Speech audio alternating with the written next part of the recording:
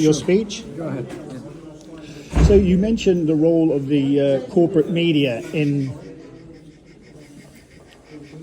You mentioned the role in the corporate media of hushing what's really going on here. Can you explain why the corporate media seem to have become worse rather than better? The corporate media have completely bought into the line that this is a war between Israel and Hamas. They fail to recognise that after October the 7th, the Israeli forces were bombing wantonly all over Gaza. They were instructing the Palestinian people to leave the northern part of the Gaza Strip. They were clearly targeting schools, clearly bombing hospitals, clearly bombing residential areas.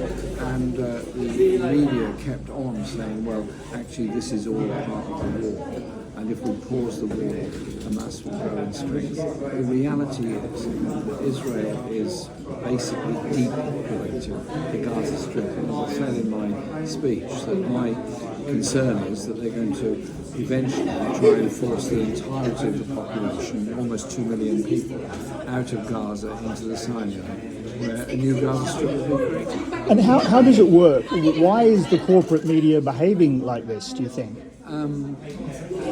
The corporate media have always brought into the line that everything is about the existence of Israel. Well, if they think a little bit about the history, the PLO came to agreements with Israel.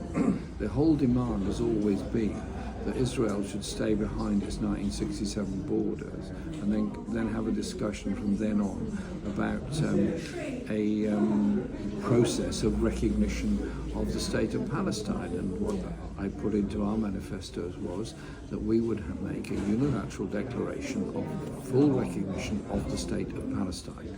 And that would be our policy. Therefore, we would be opposed to the occupation, the settlement policy, and, this is the important part, the right of return of the refugees that at the moment are living in Jordan, Syria and Lebanon. The mainstream media have often just refused to engage in this and allow a sort of demonisation of the Palestinian people and Palestinian culture, which is why in my speech I quoted Mahmoud Darwish's poem, and there's many others to quote as well. And so what's the end game for them then? Do they want, I guess, a takeover of the home of Christianity? Is that sort of where the mainstream media is coming from? Is it sort of a religious thing?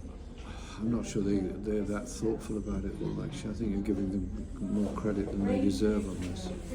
So they're just after the gas, supplying gas to Europe from Israel and the Gaza. I mean, what is their end game, really? The issue of oil and gas under Palestine and Israel is a more recent thing.